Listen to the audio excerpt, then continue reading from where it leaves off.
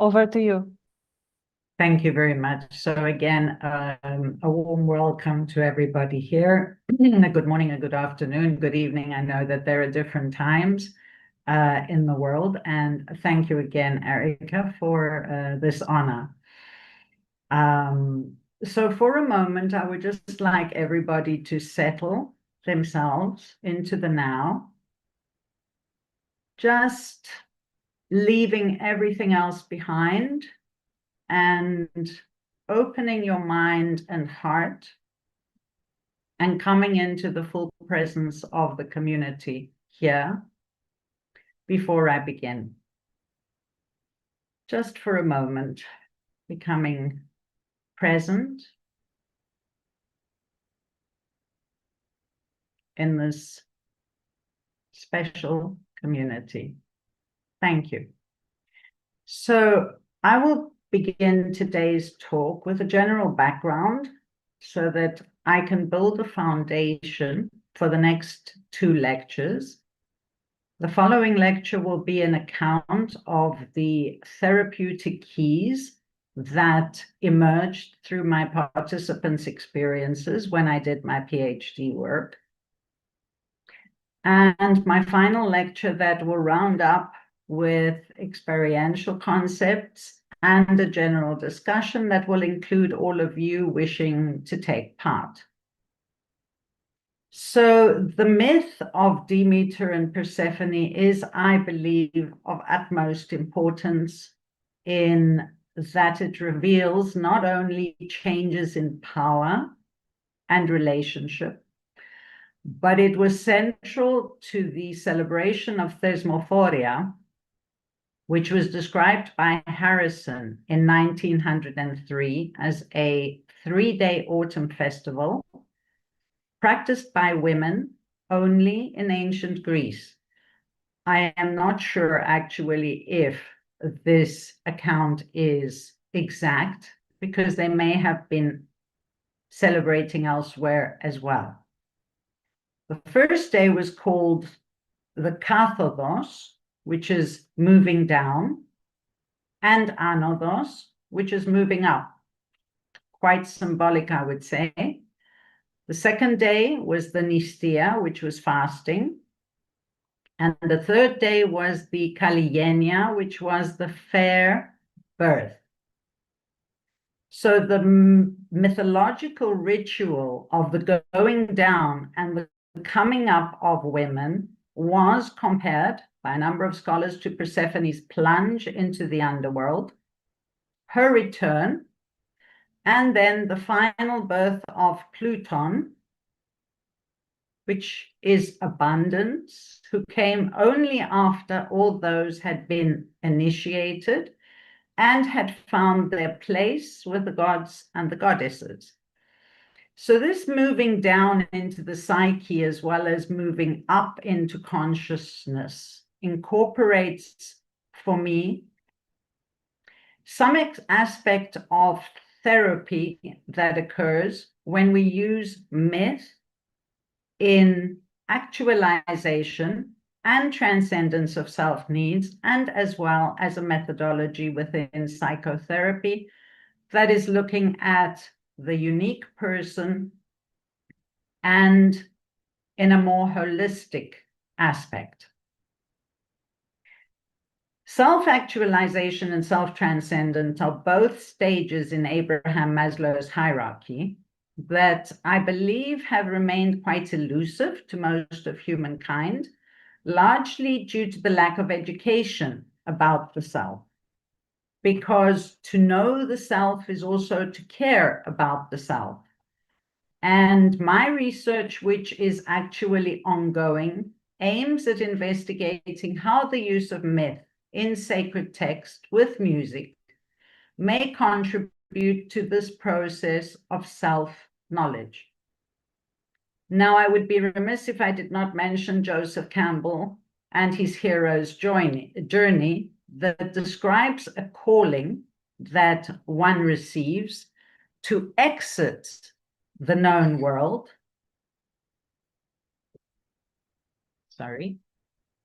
and to enter the unknown world. And this is one that requires going on a journey into the mysteries of what I call soul self, to recall what Plato called the beautiful, the good, and the true.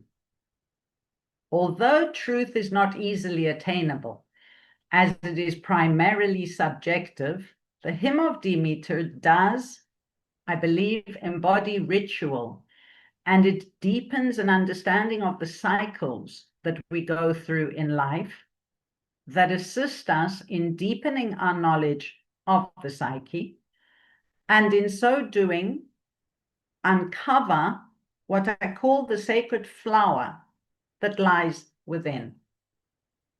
The sacred flower that Persephone gazed at in awe, and that when she reached out to pluck it, plunged her into the underworld. 17 participants took part in my research, and they were accompanied by Homer's hymn to Demeter with lyre music that took place over 5 sessions. I need to say that when I prepared myself in order to undertake this task that I felt was quite sacred, I knew that I had to read it in English because I could not read it properly in ancient Greek. However, I feel that there was a vibration in the entire hymn that actually touched the participants who went through these 5 sessions. Interviews were carried out before and after each session, and they focused on participants' imagery in their dreams, in their waking fantasy, together with their reflections and their interpretations of the imaginal. They free associated during the session when I read parts of the hymn. An interpretive interactionist methodology was used with a post-structuralist critical approach that captured the ways in which participants experienced the hymn and the emerging epiphanies that changed their lives. Mircea Eliade describes the manifestation of an epiphanic moment as sacred. He called them hierophanies, which means sacred revelations, with elementary hierophanies occurring where the sacred is seen in ordinary objects, whereas supreme hierophanies confront us with realities that do not belong to our world, but rather appear as manifestations of a different order. These are the manifestations that bring the sacred into a more profane world of nature, changing our perception of the world completely. Scholars consider the hymn to Demeter to have been written by Homer around 600 BC. The hymn describes the myth of Persephone and Demeter and carries the story of the Eleusinian tradition. The use of the symbolic grain in connection with all reference to this myth suggests that the mysteries may have well emerged from the Thesmophoria, which in all likelihood, some scholars, bearing and cash for it, believe they were celebrated by the Pelasgian women. It invites the observation of a single pointed awareness on the process where the grain falls to the earth. It finds its potential readiness to sprout again. And there is the process that is involved with preparing the soil, planting the seed, the roots emerging, the growing of the plant, and harvesting. But there is also another process that concerns the grain after harvest. Gilchrist, in 1991, who is in the United Kingdom, spoke about working the grain, which is the art of transformation that is alchemical and clearly represents a change from a gross, unrefined state to a more purified form. So undergoing a deep process of self-inquiry whilst moving into the depths of the study, in a way I became an alchemist as I faced the Nigredo to make sense of Persephone's plunge into the underworld, to relate it to my own personal experience in life. And I wondered if this plunge would actually strengthen or possibly weaken my work. And I wondered if I would ever be able to herald the albedo and rubedo stages in order to produce the Philosopher's Stone, the Lapis Philosophorum, my completed PhD. I studied every stage very diligently and can now say with firm conviction that the process of catharsis is one that took much longer than the 4 years that it took for me to complete my PhD.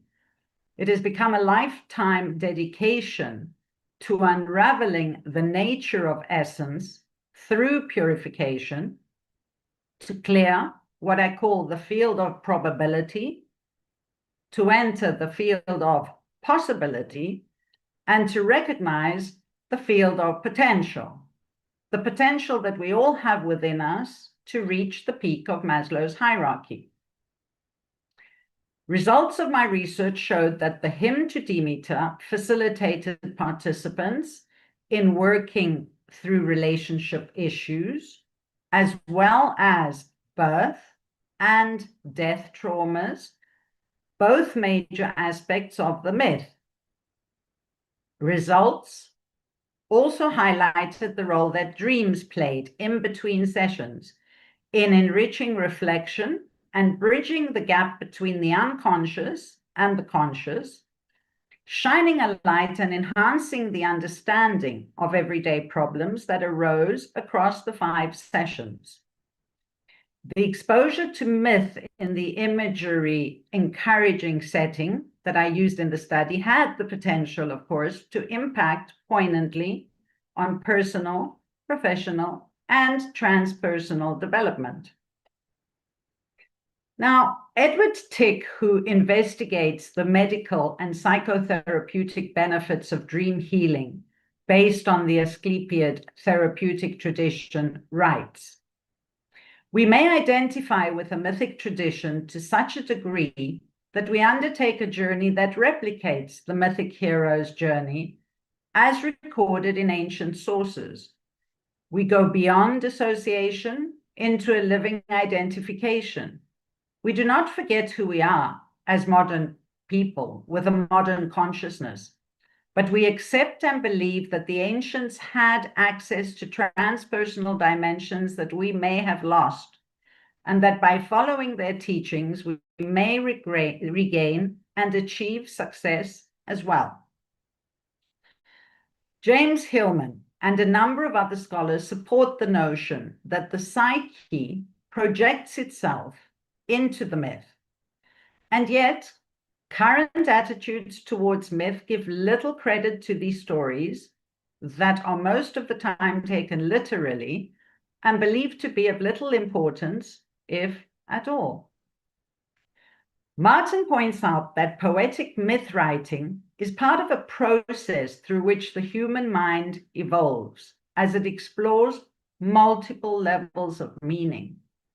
So both myth and ritual complement this process of internal transformation, and the Eleusinian mysteries have played a very significant role in the history of Greek religiosity, contributing to the history of European culture, and notably as well to the interpretations of initiatory secrecy.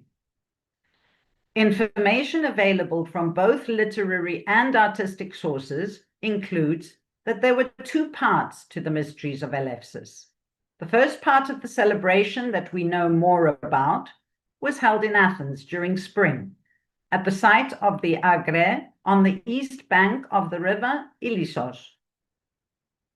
These were the lesser mysteries, serving as preparation that included purification and cleansing, the bearing of sacred vessels, dancing, and singing.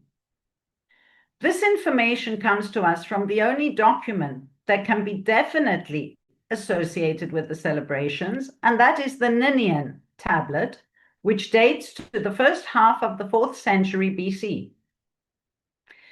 Due to uncertainty as to the real nature of the mysteries, different scholars have offered different speculations as to what is depicted on the tablet.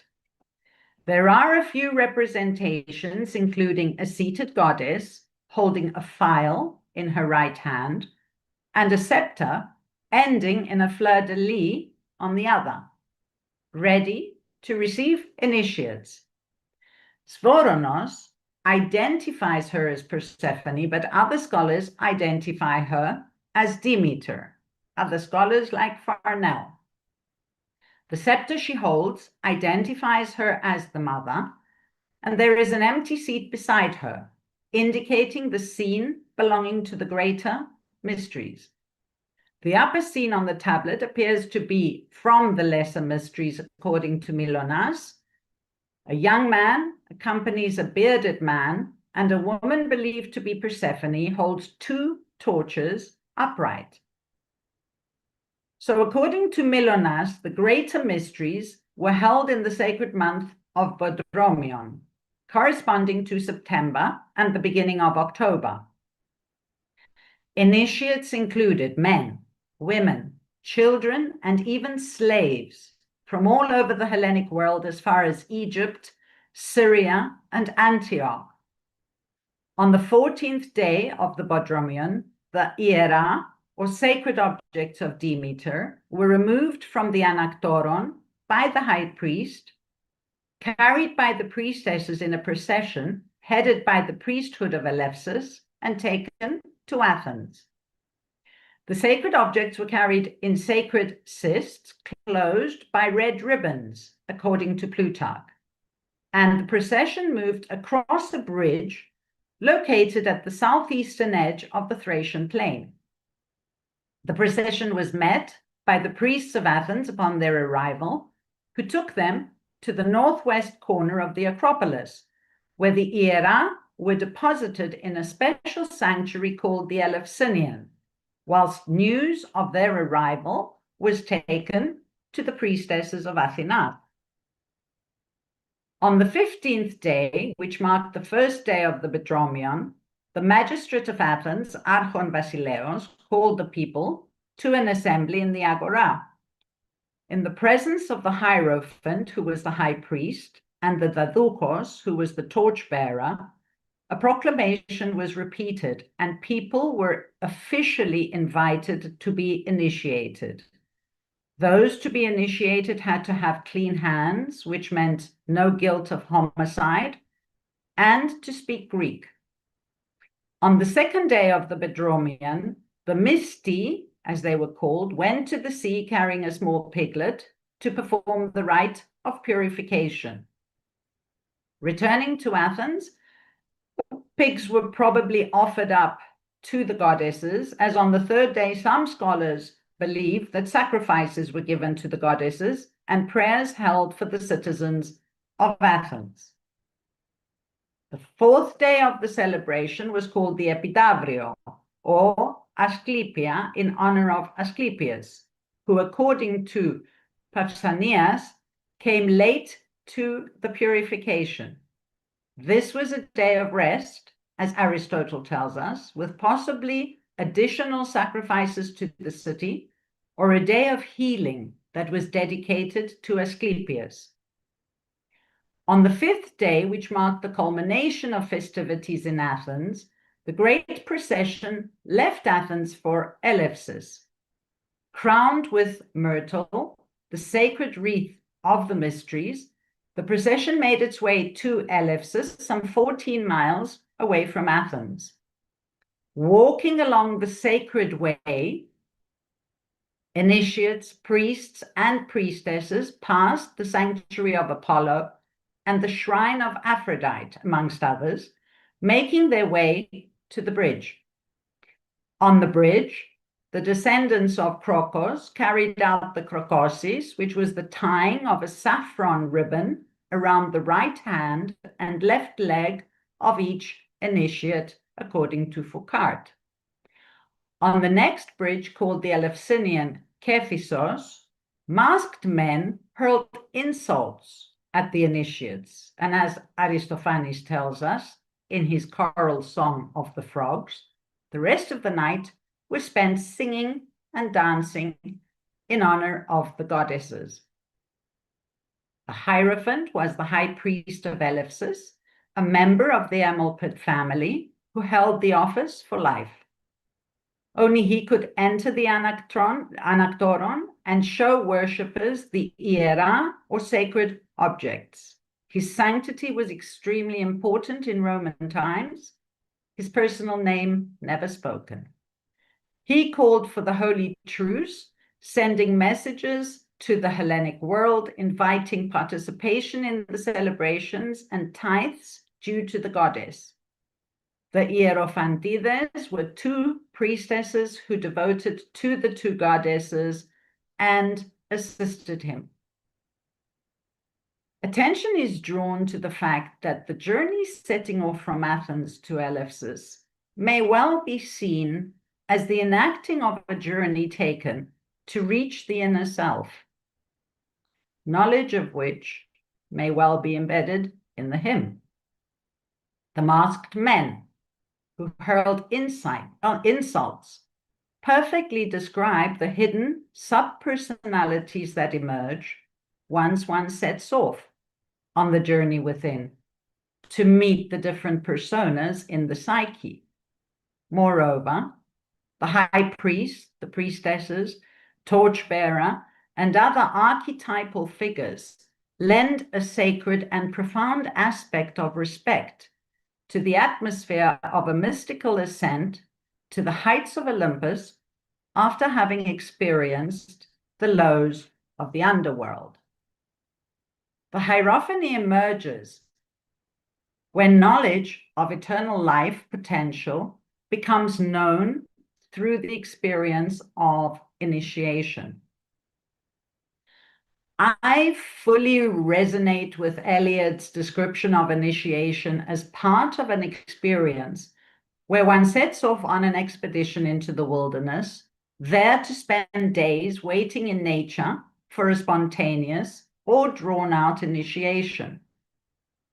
This is most definitely also an inner archetypal form, a universal rite that linked perfectly with the structure of my spiritual life, although I remained the observer as much as I could, bracketing out my personal inner work, which took place after I had completed this work.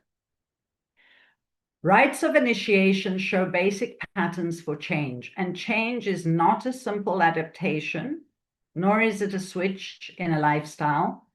In the process of death and rebirth, there is a radical altering of the person's mode of being. The initiate becomes like another person, more fully in life, more emotionally and spiritually aware. There is the ordeal to find meaning in knowing and unknowing, to return to the roots of consciousness and the seeds of meaning, the change perception and quality of life, to receive the grail or the boon, as Joseph Campbell calls it, and then to share what has been learned. Marsilio Ficino, in his writings, edited by Angela Voss in 2006, has made every attempt to combine active and contemplative life in the service of both the physical as well as the spiritual well-being. He did this by adopting the Orphic hymns as vessels of ancient theology dressed in poetic attire. Here was promised that access to hidden meaning could be granted through the imaginal, visionary knowledge that comes from revelation and insight to individual experience. There is an unseen depth that is hidden in poetry and other sacred text, opening the imagination to deeper levels of reality. And this is where I would like to take you now, as I hold the Eleusinian mysteries in both their sacredness as well as their silence. Back before time, we journey into the space when Oceanus, primordial Titan, god of the earth's fresh water and regulator of the heavenly bodies, came prior to Zeus. His nurse wife was Tethys, and their children, the Potami, the so-called river gods, and the Okeanides, the nymphs of springs and fountains. Oceanus, unlike his Titan brothers, had chosen not to defile Uranos, nor join the war against Zeus and the emerging Olympian gods. Depicted in ancient Greek vase painting as a bull-horned god with the tail of a serpentine fish, later depicted as the sea itself and prior to Poseidon.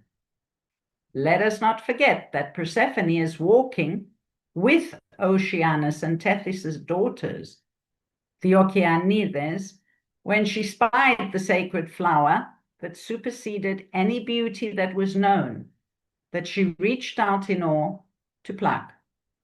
It is this gesture that led to her capture by Hades, who takes her as his bride into the underworld. Now, the underworld is an interesting place to settle in because Persephone will become queen of this realm.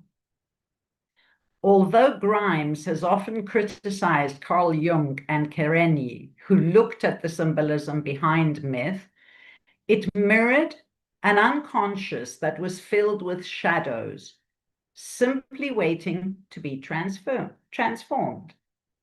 This led me to seek out my personal heritage as the only surviving McMullin, the last offspring of a family line, the son of Mullin, who hailed from Northern Ireland.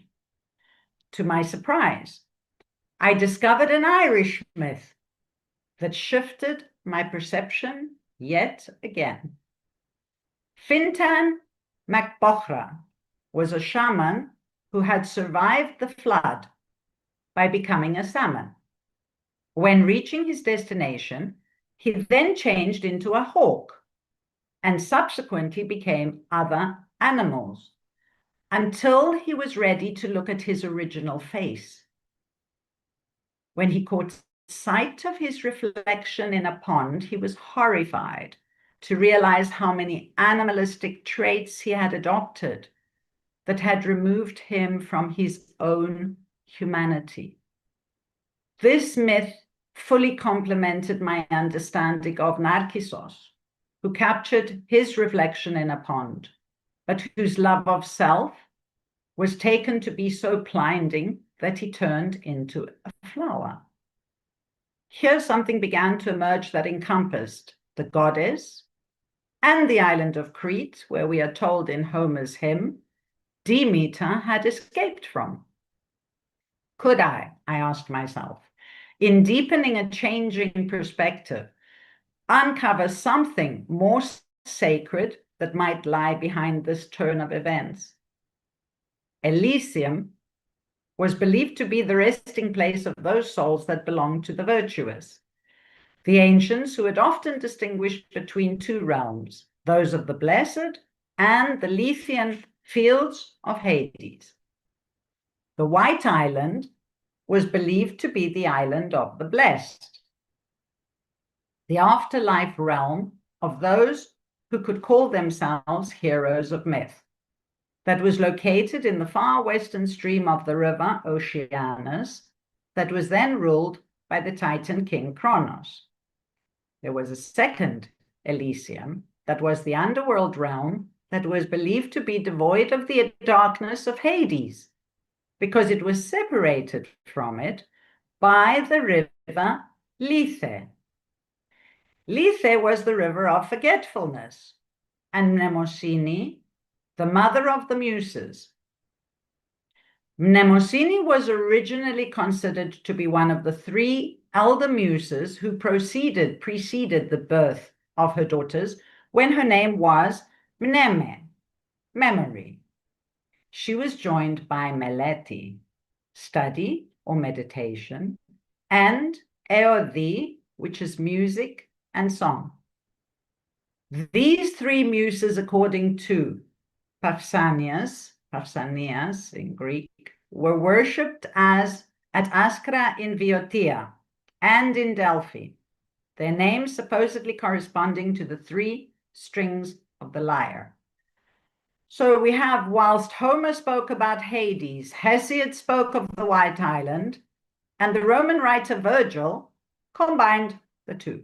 So here comes a critical question as to the validity of how we view myth, how we view it, and what myth itself can uncover to the seeker who wishes to find a way in order to understand more of the purpose as well as the being of life as we know it. In his book, Revisioning Psychology, James Hillman invites a return to Greece as a path to further spiritual development, both for the individual and society. He refers not only to a geographic Greece or a historical time, but to what he terms an inner Greece. According to Hillman, this return is a model of integration, an inner Greece that is seen to be both historical as well as a geographical, psychic region that can assist us in rediscovering the archetypes of mind and culture, and therefore the sacred flower, what I call the sacred flower, but obviously has different words. He recommends reading and absorbing documents and fragments of myth, mostly the work of the poets, in order, he suggests, to witness the imaginal and to support the revision of psychology, to move beyond egocentricity and to move into holism. My work as a director of a psychology department, my work as an instructor to the students who wish to be therapists tomorrow, is something that I take very seriously because it has to do with learning that every person is unique and that everything has to be included in a more holistic aspect rather than following in one particular area. The Greek word for truth, aletheia, incorporates the word for forgetting. Aletheia might be translated as unforgetting or remembering. This etymology is of particular significance in Plato's epistemology, which maintains that true knowledge can only be achieved through anamnesis, the soul's recollection of the forms it has glimpsed during its circuit through heaven in metempsychosis or reincarnation. For Plato, knowledge of mere phenomena could never lead to the attainment of truth, as only the ideal forms are real. The seeker is encouraged to reflect and to deepen their understanding through self-reflection. Before we move on to questions, comments, and I hope a little bit of a discussion, I wish to close this talk with a Helen Petrovna Blavatsky quote. Whatever plane our consciousness may be acting in, both we and the things belonging to that plane are, for the time being, are only realities. As we rise in the scale of development, we perceive that during the stages through which we have passed, we mistook shadows for realities, and the upward progress of the ego is a series of progressive awakenings, each advance bringing with it the idea that now at last we have reached reality. But only when we shall have reached the absolute consciousness and blended our own with it shall we be free from the delusions produced by